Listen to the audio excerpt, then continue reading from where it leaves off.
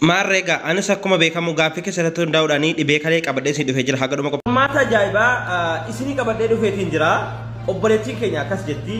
Doktor Adaraa Dawaa kalee naaf himi rabbiin sodaadhu unatti himi jetti jechuudha.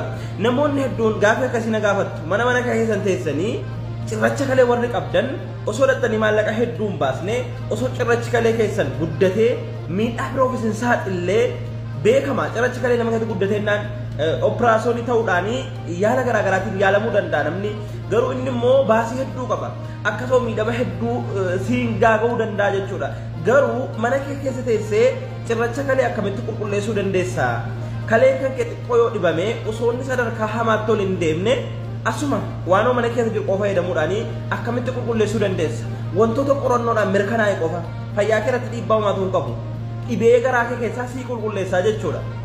Videoon kiyya kun nama fayyada jettee yoo yaadde cirracha kalee hedduu xiqqinqamaa jira ijoolleen keenya keessumaa naannoo baadiyyaa jiraattan dhibee kanaan jechuudha warroonni mana akkamii deemuu hin dandeenye carraa kana hin qabdan jirtu hedduun keessan nin beeka naqunnamaartu waan ta'eedhaaf garuu viidiyoo kana ammoo kompiiliik sheer gochuudhaanii namoota akkasii biraa yoo geesse atillee ga'ee keessa argattaa jechuudha qooda kan kee baattaa jechuudha ajiriidha waan ta'eef nama tokko dhibame yaaluudha waan ta'eedhaaf maal gochuu qabda ganama cuunfaa loomii qopheeffattaa jechuudha.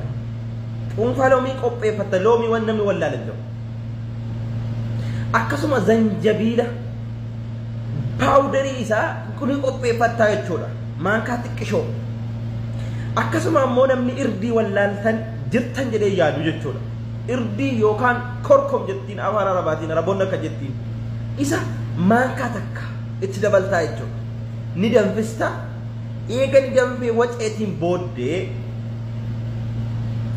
ganama kubbayaa shaayii tokko takka guyyaa sadii sanaa ol fayyadani haga dhibeen kalee sitti dhaga'amuun badutti wanni kun taarumatti liqimsituun kalee kan kee cirracha kalee kan kee qulqulleessaa deema an kan siif himu yeroo hedduu waan mana kee keessa teessee fayyadamuu dandeessu qofadha jechuudha immoo keessaan naqunnumtee dhibeen kee hamaa yoo ta'e akka kallattiidhaan daayirektii mana yaalaa deemtee ilaalamtu siin himaa jechuudha. Garuu waan kanarraa hatattamaan manuma kee keessa teessee yaalamuu yoo barbaadde viidiyoo kana kompiiliik sheer godhi itti fayyadame obboleettii kiyya.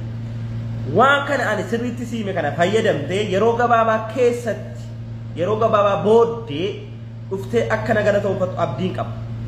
Kan galatoonfatamu rabbi qofa. Garuu dhibeen رب إنما الأعمال بالنيات النجدة يرجمان ربي عليه الصلاة والسلام قريش كذا واده نية وجد جولا ربنا كمان أكبومي دوا اللي أومي جروان تاي ما يروح كنا سينجر نية فيدم تنان نفيد هاي جولا كون دوا إيسان ربي تومي دوا هاي اتفايدمي غلط